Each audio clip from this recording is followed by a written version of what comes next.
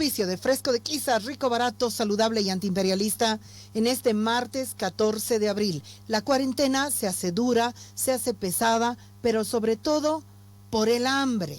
Sobre todo por el hambre. Me ha llenado de alegría, me ha llenado de fuerza, que viniendo a la radio me he encontrado en varias esquinas de la calle verduleras, fruteras, con esos puestos improvisados, coloridos, llenos de fruta, llenos de verduras. Gracias de rodillas a todas ellas por esa fuerza vital con la que inyectan nuestras ciudades. Esa fuerza que hace que diga, bueno, María de la Oreja todos los días a la radio. Yo la verdad es que también tendría ganas de hacer una pausa, no todo encaja, se hace un tiempo muy difícil. Hoy día va a ser un día muy especial porque además hoy día van a decidir en el gobierno prolongar la cuarentena o suspender progresivamente la cuarentena. Yo no tengo mi bola de cristal, pero no hay donde perderse. Lo más probable es que se prolongue la cuarentena. La situación en Santa Cruz dicen que es bastante grave, pero lo más grave en Bolivia es el manejo de los datos oficiales. Después vamos a entrar a eso. Quiero empezar este programa agradeciendo de todo corazón, con mucho cariño, a Mayra Rojas Castro por ese documento que ustedes acaban de escuchar, ese documento sobre deudas. Una vez que se suspenda esta cuarentena, va a venir el COVID económico, va a venir el virus económico, donde van a aprovechar los ricos y perder más los pobres y las pobres. Entonces, nosotras, a través de Mayra Rojas Castro, vamos a acompañar caso por caso y mujer por mujer, las vamos a acompañar a las entidades financieras para que puedan hacer la negociación correspondiente y sepan muy bien qué cosa están firmando. ¿Por qué las vamos a acompañar? Porque la ASFI, la autoridad del sistema financiero, está del lado de los banqueros. Porque el gobierno está del lado de los banqueros. Y porque los banqueros tienen un pool de 4, de 10, de 15 abogados.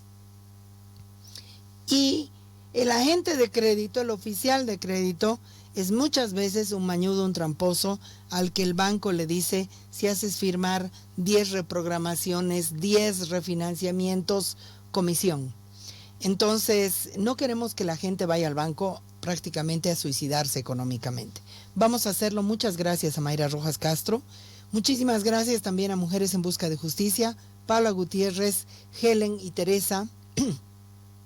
Helen Halcón y Teresa, ahorita no me viene el apellido, estamos trabajando en equipo. Teresa ha estado en una audiencia el lunes, ha bajado a pie desde el Alto para asistir a la audiencia de una mujer.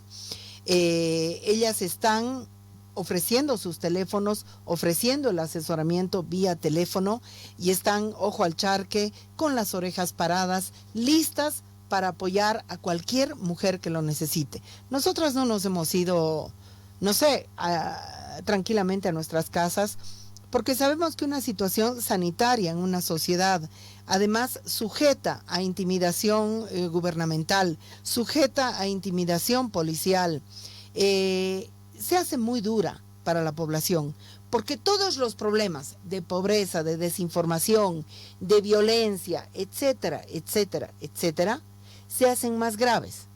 La mujer que murió ayer en la cola del banco de un ataque cardíaco por ir a cobrar el bono para su hija discapacitada, murió pues de COVID, pero no del COVID porque ella era una paciente COVID. Murió del COVID porque ella ha estado sujeta a ese pánico de tener que ir a hacer colas largas, del estrés, de la tensión, del no voy a tener que comer. Es muy grave lo que está pasando en nuestra sociedad. Quiero proponerles en este primer bloque, anoche contemplé, muy impresionada y muy molesta, la entrevista regalada que le hizo la periodista Adriana Gutiérrez en Bolivia TV al ministro de Salud, Marcelo Navajas. ¿Por qué lo contemplé aterrada? Porque conozco perfectamente bien a Adriana Gutiérrez, la considero mi amiga, es probable que me haya borrado de su lista. Una mujer inteligente, una mujer a la cual le ha costado años de años forjar el prestigio periodístico que tiene. Le ha costado muchos años introducir investigación periodística en televisión. Es una mujer que ha hecho reportajes preciosos y que siempre ha sido muy veloz y muy aguda en las preguntas. Con lo cual, la entrevista regalada se debe a que quiere poder, a que quiere el cargo. Y eso es muy grave, porque lo que Adriana Gutiérrez le está regalando a Bolivia TV no se construye en 2 días y no vale un cargo y no vale un salario. Quiero que vayamos haciendo un análisis crítico de esa entrevista paso por paso, porque además el personaje del ministro de Salud no es un personaje con el que yo esté obsesionada, por si acaso. Es un personaje hoy central para las medidas gubernamentales. Escuchemos entonces, y Yola, te voy a pedir la siguiente metodología. Estamos con Yolanda Mamani al control técnico creativo. Gracias, Yolanda, también por estar aquí. Verte cada día a través del vidrio a mí me da un chute también de energía y de alegría. Entonces, vamos lanzando pedacitos. Yo levanto la mano y paramos ahí. Marcelo Navajas, vamos con los cuadros. Es médico cirujano, graduado en la Universidad Mayor de San Andrés de La Paz, con especialidad en neumología y cirugía torácica. Presidió la Sociedad de Cirugía Departamental de La Paz y el Colegio Internacional de Cirujanos, filial Bolivia. Fue vicepresidente del Colegio Internacional de Cirujanos a nivel mundial. Siguiente cuadro. También es miembro de la Sociedad Boliviana de Cirugía y de la Federación Latinoamericana de Cirugía, de Fellow de International College of Surgeons. Se desempeñó como cirujano en el Hospital Juan 23 y el Hospital del Tórax. Bueno, ministro, sin duda usted tiene una amplia... ¿Qué pasó, Adriana? ¿Qué clase de currículum nos has venido a vender? Primer dato. Este señor era director hasta anteayer del Hospital Virgen de la Asunción, porque es además dueño del Hospital Virgen de la Asunción. Propietario de 3 clínicas privadas en La Paz. Propietario de 3 clínicas privadas en La Paz. ¿Por qué tú le borras lo que incomoda del currículum? ¿Por qué le borras que este señor Navajas era o sigue siendo médico de cabecera de la embajada norteamericana? Y ese es su gancho con el gobierno. ¿Por qué le borras de su currículum que este señor es integrante del Opus Dei, que es una secta católica o una orden católica, una prelatura para el control del poder eclesiástico y del poder estatal a escala mundial? ¿Por qué borras esos elementos? Y nos vienes a edulcorar con que este señor ha trabajado en el Hospital del Tórax. Más adelante vamos a escuchar cómo el médico mismo le dice: he pasado transitoriamente, habrá pasado por la acera del Hospital del Tórax. Ha trabajado en el Hospital Juan 23. ¿Por qué esa intención? Para alabar el hecho de que este hombre viene de la medicina privada y de la medicina como negocio. El Hospital Juan 23 es un hospital que fue impulsado por curas diocesanos, precisamente de Bérgamo, Italia, que está en Munaipata, que jugó un papel muy importante muchas veces, y que seguramente Navajas fue contactado por esos curas diocesanos por razón de que también es un médico vinculado a la cúpula de la Iglesia Católica. Entonces, ¿quieren leernos el currículum? Nos lo lean completo. Adriana Gutiérrez, has usado lavandina y has usado alcohol, no para lavarte las manos, sino para lavar el currículum del actual ministro de Salud. Totalmente deplorable. Ningún cargo lo merece. Ningún cargo lo merece. Y es mucho más grave que una mujer inteligente, que una mujer que ha jugado con su honestidad como periodista, jugado su carta de honestidad, hoy, porque está en el Canal 7, nos diga las cosas a medias. Continuemos, Yolanda, por favor. La carrera y dedicada al tema científico y a la investigación también. En realidad, más que investigación, es el trabajo sobre todo en neumología y cirugía torácica, dedicado estos 30 años a la atención de pacientes. Están comprometidos, en este país hay mucha enfermedad respiratoria, hay mucho componente pulmonar y las dos están muy relacionadas y me dedico a esto, de verdad con mucho cariño, con mucha pasión. Me gusta atender a la gente, de verdad es que es un gusto y un placer atender a pacientes que requieran de uno, porque la... Bueno, qué complaciente, Adrián. Oh, dedicado a la investigación. La medicina privada en Bolivia no hace investigación sino de los bolsillos de la gente. Y este señor le gusta atender a pacientes que tengan mucho más que $1,000 disponibles para pagar. Mucho más que $1,000. Entonces, dedicado a acumular dinero y hacer de la medicina un negocio. Continuamos con la entrevista, Yolanda, por favor.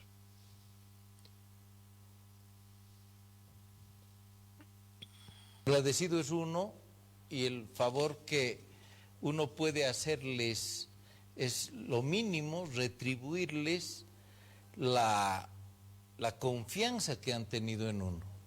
Porque ir donde un médico sin tenerle confianza no es lo más seguro para el paciente ni para el especialista. Tiene razón. Ministro, ¿cómo recibe este nuevo reto en su vida?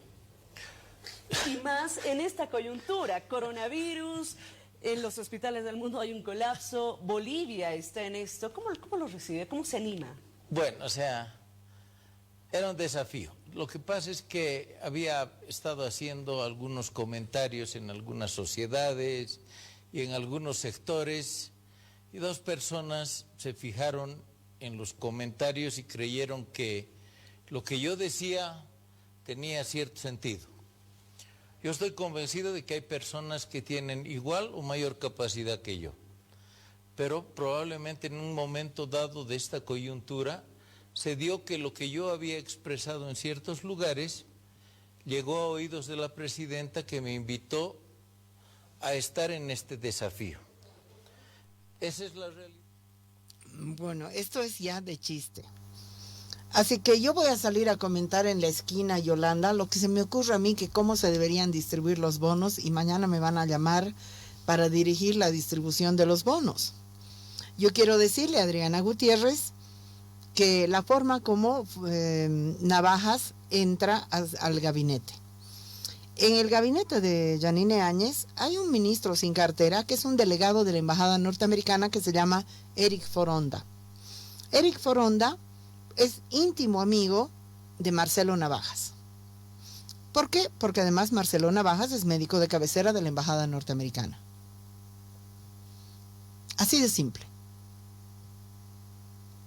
Entonces, el nombramiento de Marcelo Navajas responde a la voluntad de un ala importante del gobierno que quería deshacerse de Aníbal Cruz, que no era ninguna gran ficha, que se lo veía en crisis, inseguro, lo que ustedes quieran, porque estamos yendo de Guatemala a Guatepeor. Tampoco es que el señor Aníbal Cruz era el gran ministro, pero esa es la realidad y así es como este señor llega al gobierno, vía recomendación de Eric Foronda, ministro sin cartera, delegado de la embajada norteamericana en el gobierno de Yanine Áñez. Continuemos. Que estoy seguro de que puedo aportar en esto. Yo conozco de enfermedades respiratorias y esto es una enfermedad respiratoria. Bueno, hay que aclarar a la gente que este no es un cargo político, este es un cargo profesional. Correcto, o sea, este es un cargo netamente técnico, este es un cargo de ayuda, este es un cargo de desafío, porque aquí tenemos que salirle ganando al virus todos. Y una de mis funciones es la información clara, fácil, para que todos puedan entender lo que tenemos que hacer y sobre todo seguir las normas básicas, que es el aislamiento, el diagnóstico precoz, la hospitalización cuando se debe, el monitoreo, que son las bases que hemos expresado ya antes y queremos continuarlas y queremos darle más impulso indudablemente todo esto está en proceso. Estamos empezando a dar, en esta semana, les vamos a dar algunos tipos de otras informaciones. Pero, ministro, quiero ir a esta nota de Geraldine Mendoza, porque cuando ustedes nombrados salen al aire varias denuncias, quisiera que las aclaremos. No se olvide, 720-34-234 para que usted nos mande las preguntas para el nuevo ministro de Salud, Marcelo Navajas. Vamos a la nota, por favor. Mediante un comunicado, el nuevo ministro de Salud, Marcelo Navajas Salinas, denunció haber recibido ataques políticos y acusaciones que apuntan a que habría sido sentenciado como culpable en un juicio penal, lo que rechazó enfáticamente. Navajas aclaró que asumió y se defendió en un debido proceso, que cumplió todas las instancias hasta concluir en la absolución de toda responsabilidad penal. Por ello, adjuntó a su pronunciamiento el certificado de antecedentes penales que sustenta que Navajas no cuenta con sentencia condenatoria ejecutoriada. El ministro subrayó además que su principal objetivo es el de continuar la lucha contra la propagación del coronavirus y frenar la epidemia en el país y garantizar que pacientes infectados reciban el tratamiento adecuado. Bueno, ministro, a pocas horas de su posesión sale estas denuncias. ¿De qué se trata? En realidad, cuando uno trabaja en una institución, puede ser privada o pública, pero en este caso privada, uno recibe muchas denuncias como director de la clínica, muchas en las que uno ha participado en el tratamiento de un paciente y otras en las que no ha participado. Aclarar todas sería una locura, pero lo importante era sacar el comunicado, demostrar que uno no tiene nada que ocultar y que uno ha venido aquí a trabajar y a seguir. Bueno, de verdad, es decir, esto no parece ni un cuento infantil, ¿no? ¿Cuánto cuesta un certificado de impunidad en Bolivia?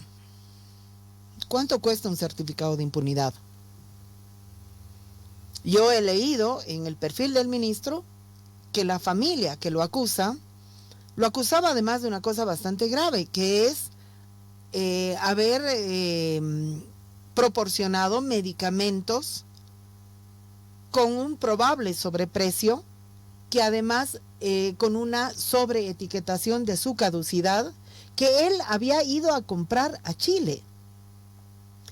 Un hecho acontecido en la Clínica Virgen de la Asunción, del cual es director y propietario, hasta antes de ser ministro de Salud. Ahora, en Bolivia, precisamente en el Código Penal, que yo tampoco estaba a favor porque no se despenalizaba el aborto, en el Código Penal se introducía la figura de la negligencia médica, porque los y las pacientes están completamente inermes, completamente, sin instrumentos para defenderse de una negligencia médica. Una negligencia médica que no sea producto de un accidente, que no sea producto de una circunstancia, sino que sea producto de esa mercantilización de la salud que se practica en las clínicas privadas de manera brutal, y que en las clínicas públicas se practica en función de un código de esta vida vale menos que esta otra, esta persona tiene menos capacidad de reclamarme que esta otra. Es una cosa muy, muy grave. Y no se le dice nada. Y él dice, no, es un cargo técnico, no es político. Miren, el coronavirus, el manejo del coronavirus, tiene un componente político. Porque además en la sociedad todo tiene un componente político.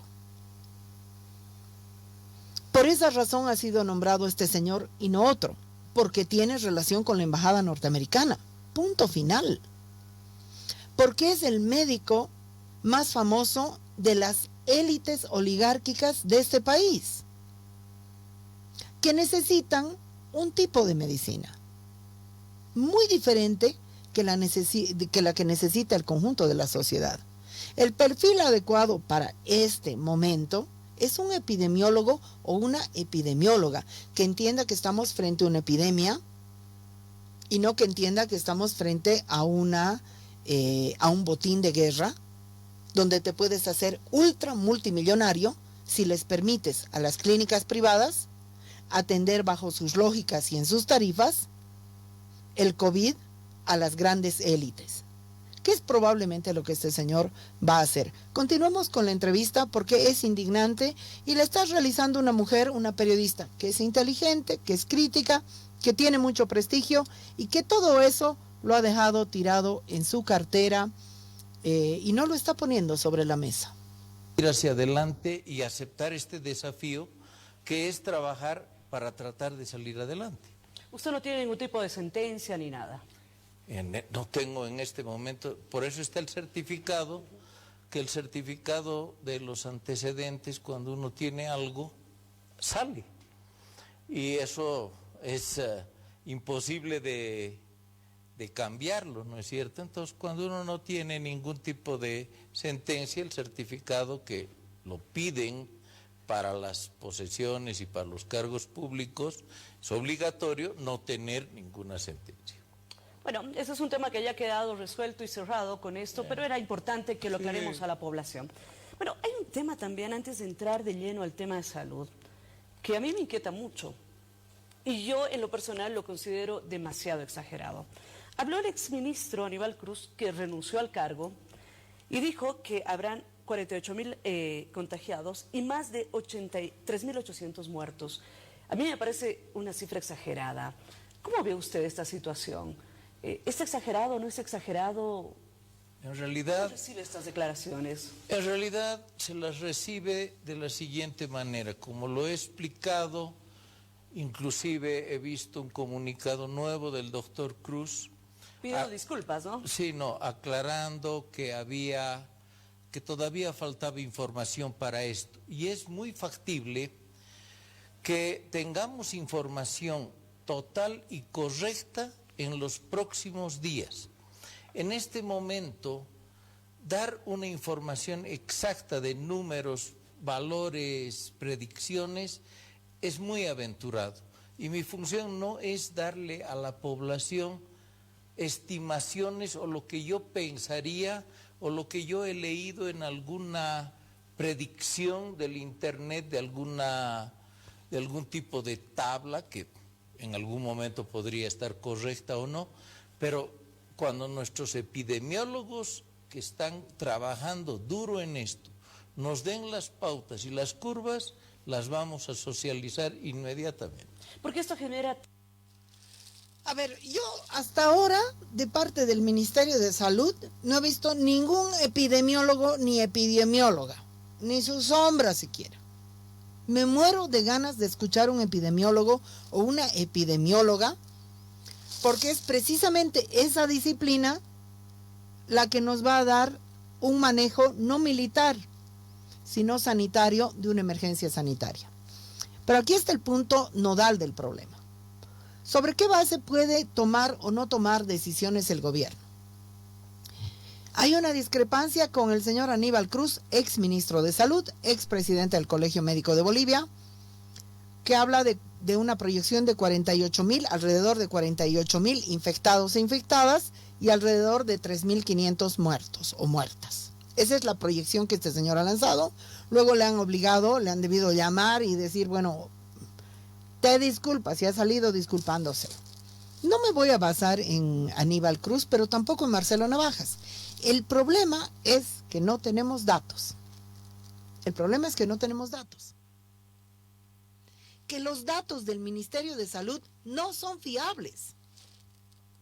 Y que los datos de los sedes departamentales, servicios departamentales de salud, tampoco son fiables. Vamos a continuar escuchando esta entrevista porque eso es muy grave. Y ahí Adriana Gutiérrez tenía que decirle, señor ministro, ¿cómo está recabando los datos el Ministerio de Salud? ¿Cuáles son las fuentes de esos datos? Lo hubiera hecho no es una pregunta muy difícil de llegar. Si a mí me dicen, estos son los datos, por si acaso mi coquita, ¿de dónde han salido? ¿Cómo se han estructurado? ¿Cuál es la fiabilidad de estos datos?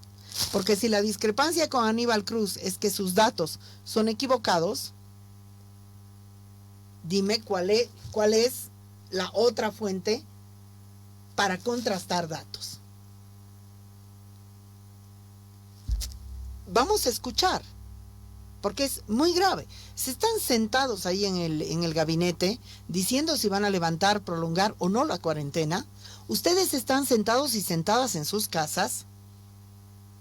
Estamos quebrándonos por dentro en muchos sentidos, pero estamos caminando con los ojos vendados porque no hay datos y no hay datos fiables. Continuemos con la entrevista, Yola querida. Temor y preocupación en la población. O sea, lanzar cifras por lanzarlas.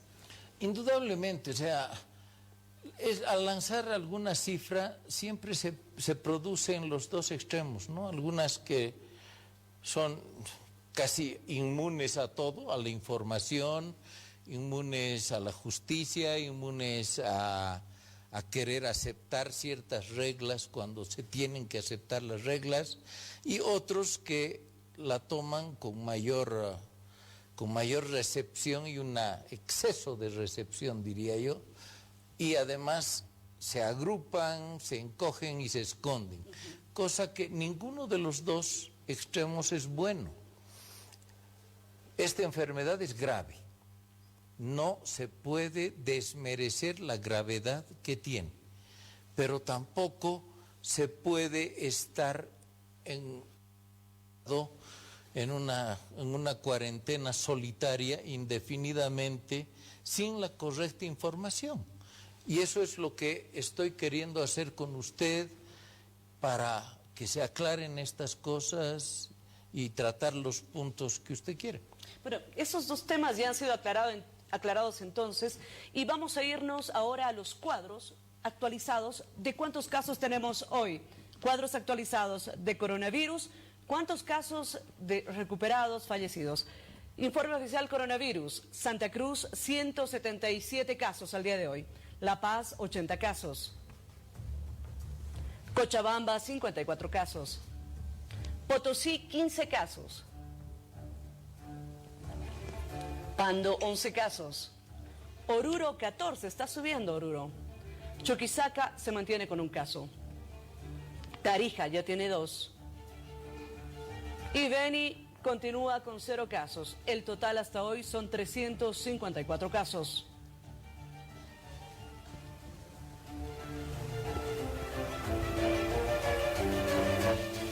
Este es el cuadro de decesos. La Paz son 11 personas fallecidas por coronavirus. Santa Cruz 10. Cochabamba 4. Potosí 1. Oruro 2 personas. Total decesos 28. Y vamos a ver un cuadro más el día de hoy, que son los casos recuperados. Recuperados en Santa Cruz 5 personas. En Oruro 1. Total de recuperados 6.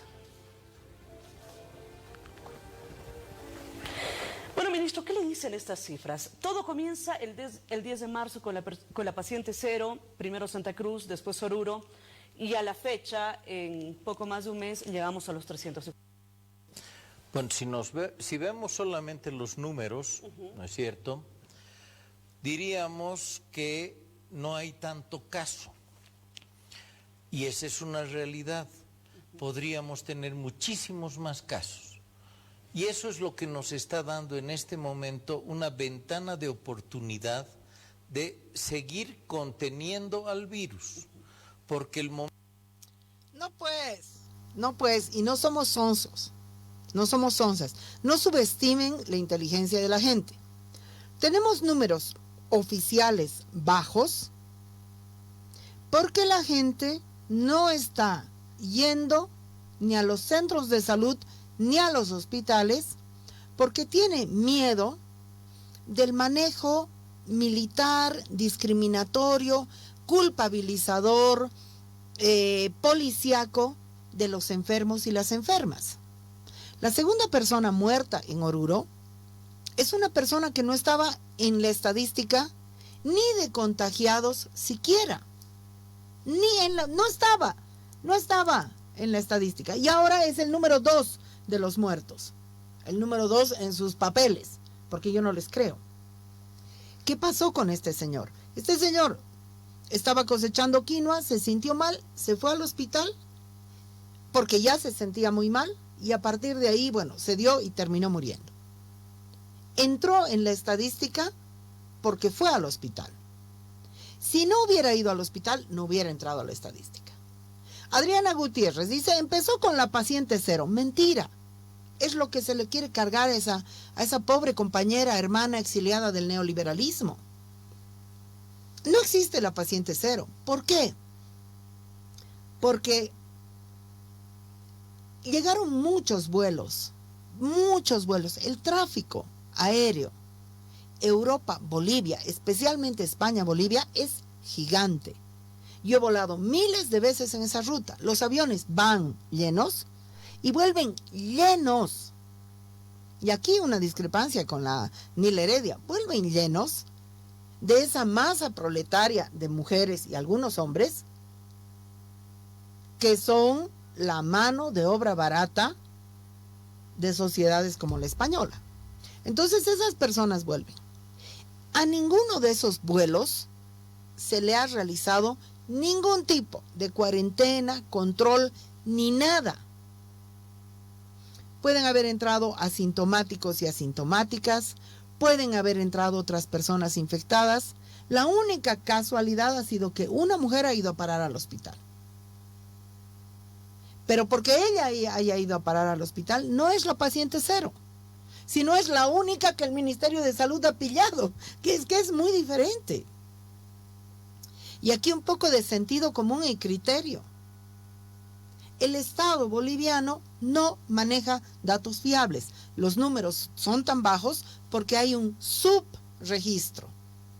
Hay un subregistro porque no se están haciendo las pruebas. Y ahora vamos a escuchar qué piensa el ministro de las pruebas. Claro, es que es un hombre salido del manejo de la medicina como negocio, del manejo de pacientes que pueden pagar por encima de los $1,000 para cualquier cosa, y del manejo de clínicas privadas. No tiene la menor idea de lo que es el manejo de otro tipo de población que tiene otras potencialidades y otras falencias. Continuemos con la entrevista, por favor, hermana. En el momento que el virus nos desborde, vamos a pasar a una fase de mitigación. Pero la contención está basada en la responsabilidad civil, en cumplir la distancia social, lavarse las manos con alcohol, estar a los primeros síntomas en una familia, detectar, llamar, pedir ayuda y saber qué es lo que se va a hacer. Para eso, esos son los números, eso es lo que nos está mostrando esto. Bueno, son 5 días que usted sabe, ministro. Tengo entendido que ya ha elaborado justamente un plan, es este plan, Estrategia Nacional de Salud en respuesta al COVID-19. ¿Nos podría contar en qué consiste esta estrategia? ¿Qué es lo que usted ha podido analizar? ¿Y qué es lo que qué ejes son los principales? ¿Cuáles? Esta Estrategia Nacional de Salud que se la ha elaborado está en base a 4 grandes ejes. El primer eje es el diagnóstico. El diagnóstico, todo el mundo piensa que es solamente la prueba. No, la prueba es la confirmación del diagnóstico. El diagnóstico lo tiene que hacer un profesional con los primeros síntomas para saber si es un sospechoso, si es un portador o tiene otra enfermedad respiratoria con síntomas parecidos, porque esta enfermedad empieza con síntomas respiratorios que se parecen a la gripe. Entonces, una vez que el profesional de salud hace el diagnóstico con unas líneas de acción que están ahí, pasamos a un segundo eje. El segundo eje es el aislamiento. Cuando el paciente sospechoso va a ser aislado. Ese aislamiento va a ser o domiciliario, en función de que pueda permitirlo y no contaminar a su familia o alguna otra persona, o en albergues, en lugares de alojamiento que los está proporcionando en esta ciudad, las alcaldías que están poniendo tanto la ciudad del Alto como de la ciudad de La Paz un gran esfuerzo. Y eso es lo que hemos pedido a los alcaldes de los otros departamentos. Esta política también la están siguiendo en Santa Cruz, de tal manera que todo paciente sospechoso o enfermo debe ser aislado. En el aislamiento, si mejora, va a su casa. Si empeora, va al tercer pilar. Y el tercer pilar es la hospitalización. Esperamos que en la hospitalización simplemente sea hospitalización y si se agrava, pasa a terapia intensiva. Y el cuarto paso, que también es importante, es el monitoreo. Saber qué ha pasado con ese paciente, qué ha pasado con sus familiares, hasta cumplir la cuarentena, 40 días. Ahora, hablando de...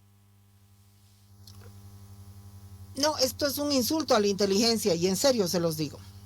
Los 4 pasos de este señor: diagnóstico, aislamiento, hospitalización y monitoreo.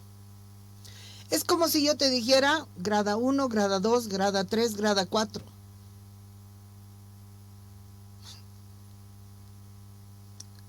Es una tontería mayúscula.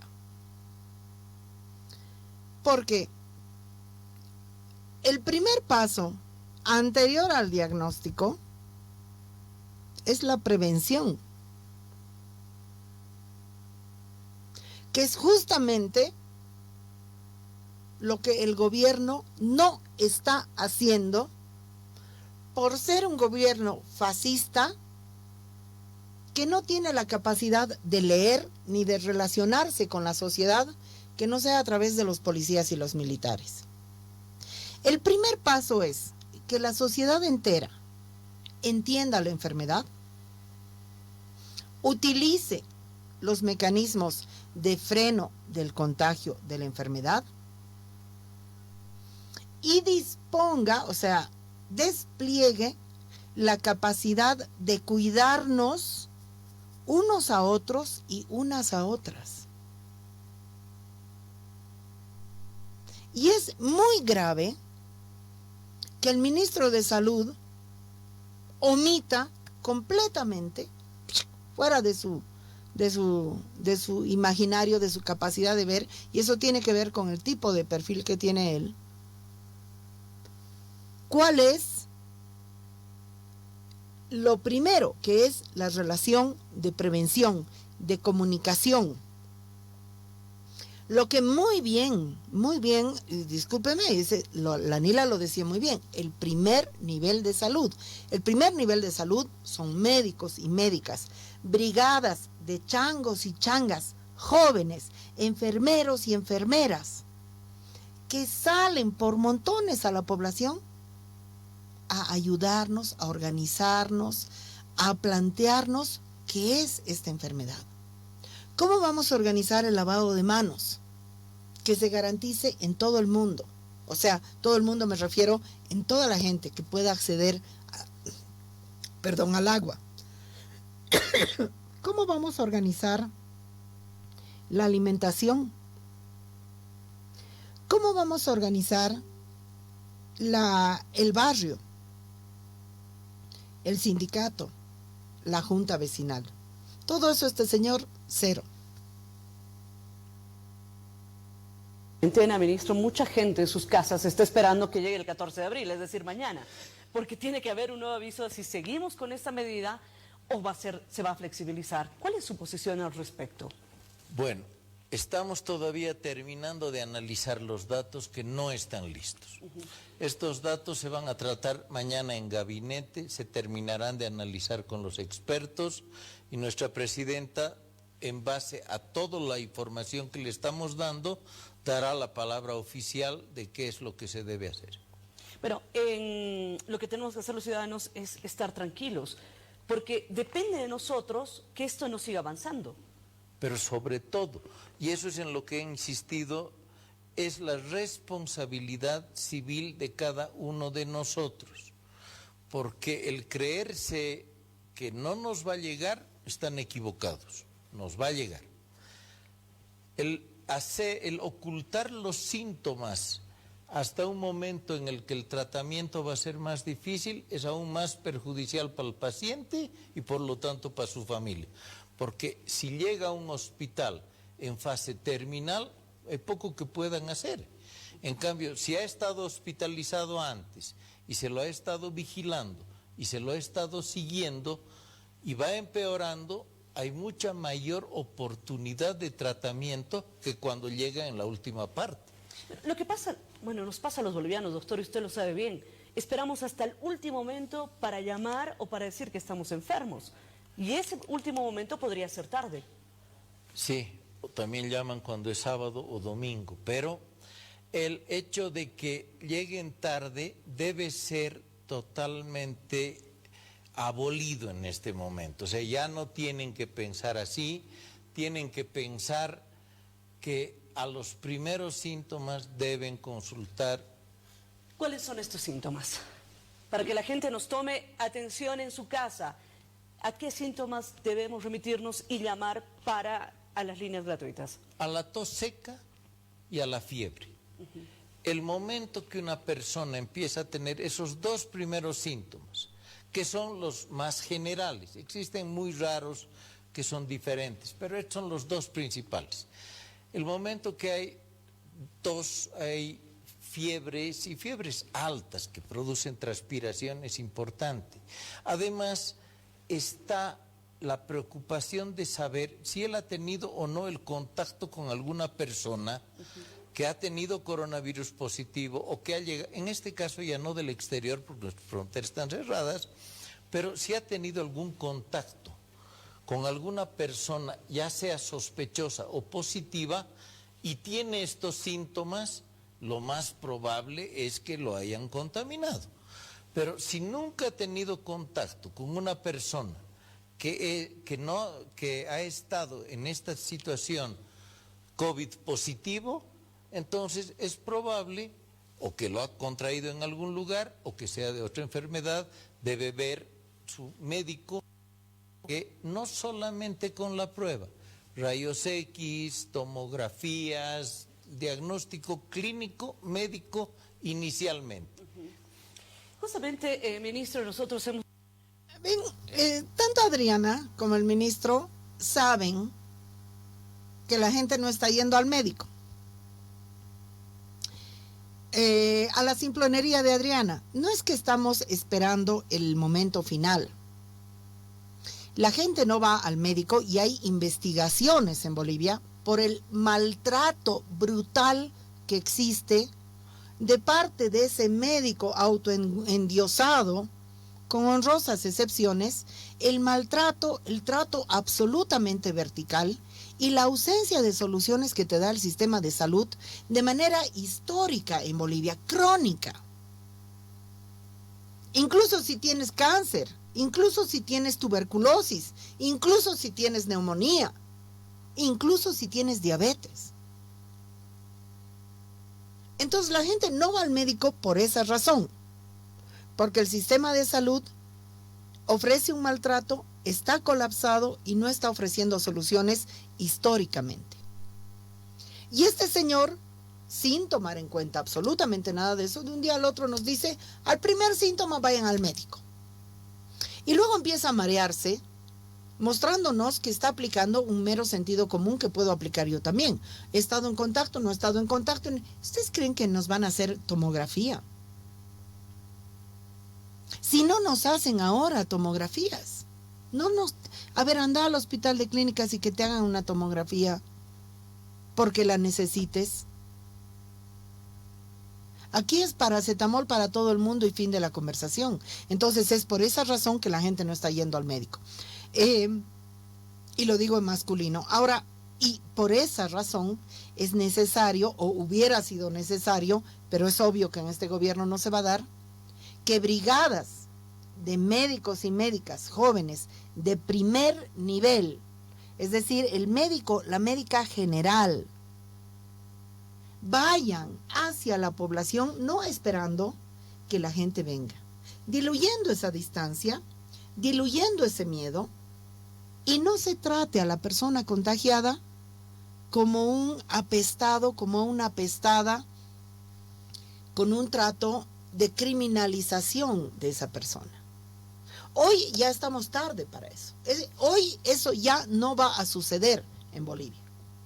Por lo tanto, si somos un poquito realistas, volvemos a decir, la gente no está yendo al médico, la gente está en su casa. Yo creo que la gente se está autoaislando, la gente que se siente contagiada se está autoaislando, y estamos intentando hacer un manejo domiciliario del coronavirus, con medicina casera, con la medicina de la abuela. Así estamos manejando en Bolivia hoy día y conteniendo en Bolivia el coronavirus. Pero hasta este señor está diciendo que nos vamos a contagiar, nos vamos a contagiar. El contagio es inminente. Por favor, que se borre de nuestra mente la idea, ese es un contagiado. Lo vamos a, no sé, lo vamos a encapsular, no sé, lo vamos a enjaular. Hoy día el gobernador de Oruro decía, por favor pido a toda la población que cualquier sospechoso que aparezca sea denunciado. Como si fuera un criminal, como si fuera un ladrón, un delincuente. El gobernador, que debe ser denunciado por violación a los derechos humanos de las personas que estaban en Colchane. Que el alcalde de Iquique y el alcalde de Colchane se han dedicado a atender a esa población. Esta es una emergencia sanitaria, no es una emergencia policíaca. Continuemos, por favor, y discúlpenme, no sé si esto está siendo muy aburrido, porque realmente este señor es aburrido, pero yo quiero ir desgranando esto, porque es indignante la subestimación del público que está haciendo el ministro de Salud y Adriana Gutiérrez. No somos tontos. Continuemos. Hemos hecho unos cuadros para ver esta estrategia nacional, para que la gente tenga conocimiento y hagamos un resumen. Vamos al primer cuadro. ¿Le parece que después de cada cuadro vayamos comentándolo? Claro, encantado. Okay, vamos al primer cuadro. Estrategia Nacional de Salud en respuesta al COVID-19. Eje estratégico número 1, diagnóstico. Objetivo, fortalecer la capacidad diagnóstica del COVID-19 para dar respuesta a todos los casos sospechosos en todo el territorio. Doctor, gestionar o fortalecer esta capacidad de diagnóstico nos podría evitar que haya muchas personas más contagiadas. Indudablemente, porque atrapamos a las personas en la fase asintomática por el contacto, automáticamente vamos a disminuir el contagio. Ahora, se hablaba mucho que los asintomáticos en este momento son los más peligrosos. Tienen síntomas, pero tienen más capacidad de contagio. ¿Esto es cierto? Bueno, o sea, en realidad no. El que más capacidad de contagio tiene es el enfermo. Ya. Pero el asintomático tiene capacidad de contagio. O sea, con este virus todos estamos aprendiendo, porque es un virus nuevo. Los epidemiólogos, los virólogos y los infectólogos, todos están ahí, pero mientras mayor es la carga viral, el paciente está peor. Entonces su capacidad de contagio es mayor. En cambio, el asintomático muchas veces no es un asintomático total, sino es un asintomático que por esfuerzo propio dice, no, pues esta tosecita se me va a pasar, me he debido enfriar. Si va acompañado de fiebre, ya no es tan, ya debe tener más cuidado. Si va acompañado de transpiración, aún más cuidado. Esas son las posiciones, esas son las líneas de acción. Claro, o sea, no es como un resfriado común que empiece a moquear, que estornude, eso no es. Puede haber estornudos, pero lo que no hay es secreción nasal. Es seco. Esta enfermedad empieza seca. Y en ese momento, ¿qué tenemos que hacer? ¿A quién debemos recurrir? ¿A quién llamar? Lo primero que se tiene que hacer es, si es una tos, acudir primero y llamar a los teléfonos de contacto que se los hemos dado para que un médico pueda determinar si es necesario mandar una brigada para hacerle las pruebas o, en su caso, llevarlo al aislamiento. Pero el momento que empieza a sentir el síntoma, el paciente por su cuenta tiene que pasar al segundo pilar de la estrategia, que es el aislamiento. Bueno, vamos a pedirle a Sergio, que es nuestro productor, que nos ponga en pantalla las líneas gratuitas. Son 2 líneas gratuitas. En minutos nada más les vamos a dar estas líneas gratuitas. Hasta que tengamos eso, nos vamos al segundo cuadro. El segundo pilar fundamental de esta estrategia. Eje estratégico 2, aislamiento, objetivo. Establecer instalaciones y protocolos de aislamiento de casos sospechosos y positivos.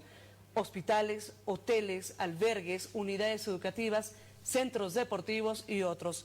Doctor, realmente hemos heredado un sistema de salud deficiente, un sistema de salud que no tiene camas, un sistema de salud que no tiene hospitales y bueno, vamos a tener que habilitar otros lugares, como decíamos, escuelas, centros deportivos. El Coliseo Cerrado ya se está habilitando para gente que presente el coronavirus.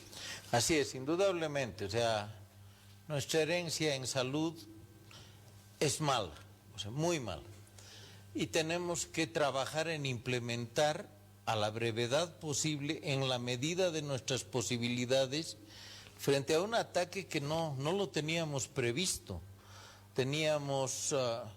O sea, esta pandemia nos ha pillado y ha sacado a relucir las grandes debilidades heredadas de un sistema de salud que no estaba listo para recibir. Ministro, ¿con qué se ha encontrado usted?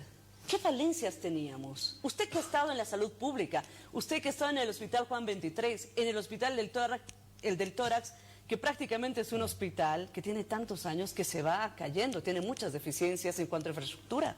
El Hospital del Tórax he estado poco, el que más he estado es mi papá, yo he estado muy de paso. Juan 23 sobre todo, pero era una época... Ven cómo le soba el ego la Adriana Gutiérrez. Ah, usted que ha estado en el Hospital del Tórax, se dice, es todo de paso. Clarito, pues. Este señor dice, es un sistema de salud muy malo. Efectivamente, ese es su negocio, que el sistema de salud sea muy malo, y por eso tiene sus 3 clínicas privadas. Ahora, vamos a habilitar colegios, coliseos, hospitales, hoteles para el aislamiento. ¿Les vamos a creer? ¿Les vamos a creer?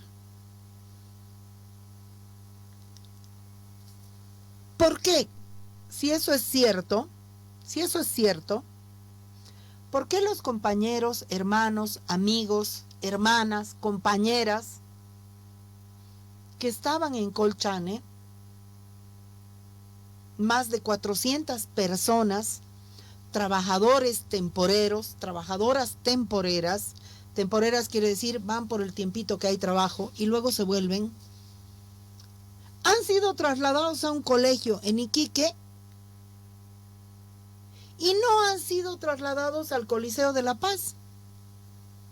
Yo estoy en contacto con Katia Salazar, que es concejal del municipio de La Paz.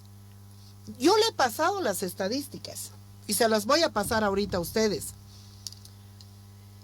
¿Por qué esas personas no, y le he dicho, Katia, trasladen por lo menos a las mujeres al Coliseo de La Paz, y Mujeres Creando sería cargo de la olla común seca? Inclusive eso le he propuesto a la Katia. Vamos a leer la estadística. Detalle de personas en espera de ingreso a Bolivia, correspondiente al día 11.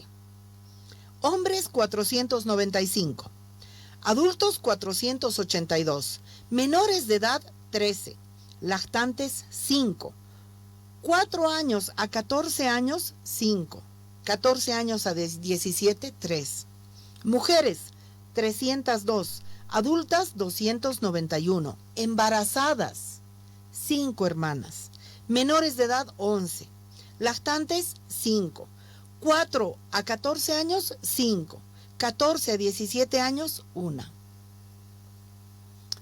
Nuestros hermanos, nuestras hermanas, pero son pobres, son morenos, son morenas, son cosechadores, embaladores de fruta, trabajadoras del hogar. que están en Colchane, que están en Iquique, por acción humanitaria del gobierno de Chile. Y no se han muerto, no hay un solo muerto, una sola muerta de frío, de hambre, no sé qué, gracias al alcalde de Colchane, que ha dicho, soy aymara, son aymaras, ¿qué frontera es esta? Les voy a atender. Pero ya no podía, y él mismo ha hecho el lobby para que el alcalde de Iquique recoja a la gente y han habilitado un colegio. Ellos dicen, vamos a habilitar coliseos, hoteles, colegios. ¿Les vamos a creer? ¿Qué sentido tiene? ¿Qué sentido tiene? Que si van a habilitar todas esas estructuras, no se lo haya hecho con ese grupo de seres humanos, bolivianos y bolivianas, para que hagan su cuarentena. Yo no les creo. O es racismo así, pero envasado y puro, o es falta de sentido común, o qué es. Y cómo un médico, una médica, un salubrista, una periodista va a avalar una cosa así y dejarse decir, sí, vamos a colegios, ¿no? Continuemos, Yoli. Que los hospitales iban creciendo. Es una pena ver que muchos de los hospitales no se les ha dado la importancia, la relevancia que tenían, porque quizás nunca se pensó que se los iba a necesitar de esta forma. Y ahora es la gran oportunidad para que podamos reestructurar nuestro sistema de salud, fortalecer el sistema de salud pública, privada también, y poder brindar cada vez mejor atención a nuestros compatriotas, porque yo creo que todos nos merecemos una mejor atención. No sé si han escuchado esta, porque, discúlpenme la vulgaridad, se la ha metido doblada. Es nuestra oportunidad de fortalecer el sistema de salud. Señor, usted está en un gobierno interino que dudo que sea capaz ni siquiera de atender el coronavirus. Es momento de fortalecer nuestro sistema de salud, el público y el privado. Cuando fortaleces el sistema de salud público, no fortaleces el privado. Cuando fortaleces el sistema de salud privado, no fortaleces el público. No es posible hacer las dos cosas al mismo tiempo, porque hay un conflicto de intereses entre sistema de salud privado y sistema de salud público. El sistema de salud público dice, todos y todas tienen derecho a la salud. El sistema de salud privado dice, vamos a atender solo al que puede pagar, a la que puede pagar. Y este señor acaba de entrar. Hay una emergencia sanitaria. Solo tiene que atender eso. Pero está pensando en cuidar los privilegios del sistema de salud privado. Empezando de un mejor trato. Doctor, hablábamos con el ministro de Economía y él nos decía que por primera vez en los últimos 70 años de la historia de nuestro país, se está invirtiendo todo lo que se está invirtiendo en 3 meses. ¿Eso es cierto?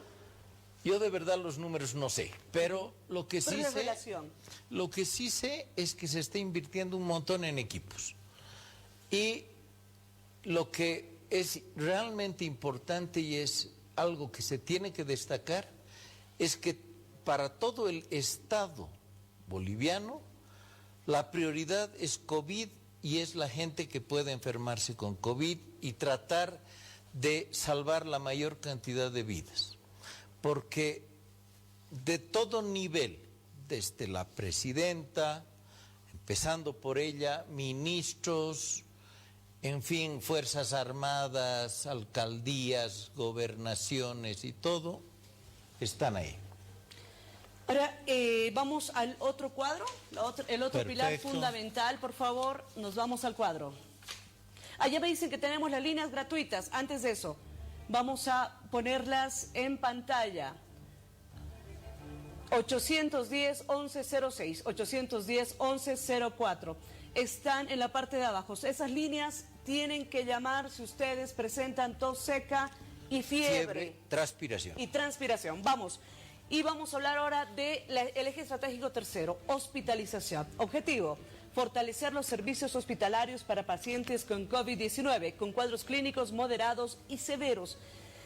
Hospitales especializados. Primero tenemos, lo primero es la contención en centros de aislamiento. Ya decíamos, pueden ser coliseos, colegios. Y después, ¿recién pasan esta fase de hospitalización, doctor?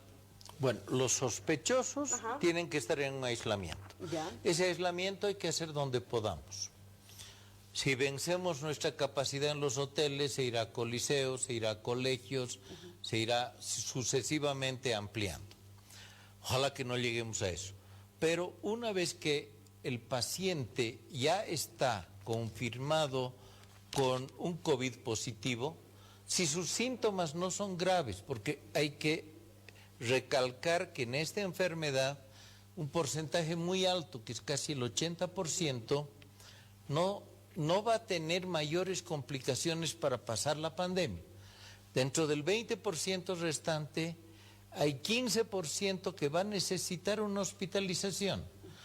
Y esa hospitalización es mejor que sea precoz, cuando está empezando a presentar síntomas de dificultad respiratoria, que es crítica. Un paciente con dificultad respiratoria no va a aislamiento, va directamente a hospitalización. Y en función de la valoración al ingreso, pasa a la hospitalización o terapia. Aquí es importante recalcar que el esfuerzo que estamos haciendo es mantener áreas libres, áreas verdes para no COVID, y mantener nuestros COVID concentrados para darles, siempre cuando uno puede concentrar una enfermedad, es muy fácil tratarlos a todos igual, los recursos se manejan mejor, en fin. ¿Por qué queremos mantener áreas verdes? Tanto en la seguridad social como privada, que no queremos que el asegurado, la persona que es el 50 o más % de la población nacional, tenga la posibilidad de entrar a un hospital, por decirle, con un parto y salir con un COVID. ¿Ya? O probablemente con una desgracia. Es importante, doctor, porque ha habido muchas quejas al respecto. Es que no teníamos un plan claro hasta que ya están designadas las áreas, cuáles son los hospitales, y ahí está en el plan estratégico, que lo vamos a comentar en extenso algún momento, porque faltan algunas cosas, falta implementar, pero ya están las bases. Con estas bases tenemos ya los hospitales. Son 2 grandes hospitales en el Alto, hay otro en la Portada, se está abriendo zonas más chicas en la zona sur, que van a permitir llevar pacientes COVID. Entonces vamos a evitar que las clínicas, los servicios que tienen diálisis, no contaminen a sus pacientes. Tenemos que ver cómo proteger a los dializados. La verdad es que me ha aburrido. Creo que lo voy a interrumpir, Violita, porque no quiero que ustedes se aburran conmigo, yo quiero que ustedes sigan en el dial, y este es un aburrido. Hay un compañero que ha comentado en el Facebook algo que es clave y que es conceptual. La estrategia del ministro de Salud es una estrategia clínica, que es además la más cara, que es la que él conoce, y no es una estrategia epidemiológica. Exactamente así.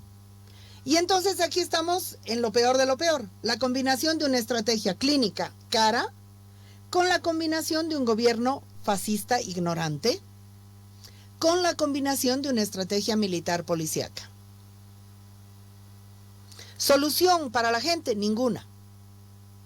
Solución para la gente, ninguna. Este señor va a empezar a solucionar de arriba para abajo. Es decir, de los que están mejor, con más plata, etcétera, hacia abajo. Voy a suspender aquí. Adriana Gutiérrez le pregunta sobre el área rural. El señor las cosas que dices de chiste, y hay un momento en el cual la gente le llama porque ha pedido preguntas y le dice cuántas pruebas se están realizando, cómo se realizan las pruebas, y este señor llega a decir, las pruebas, no podemos hacer pruebas a todo el mundo, porque además hoy día te hacemos prueba, mañana te contagias, la prueba que te hemos hecho ya no sirve, que es una visión clínica del problema. Claro que las pruebas sirven, porque además, si este señor cree que las pruebas de COVID no sirven, los exámenes de COVID no sirven, entonces preguntita básica con la que inicié el programa, ¿de dónde están saliendo los datos de COVID oficiales del gobierno?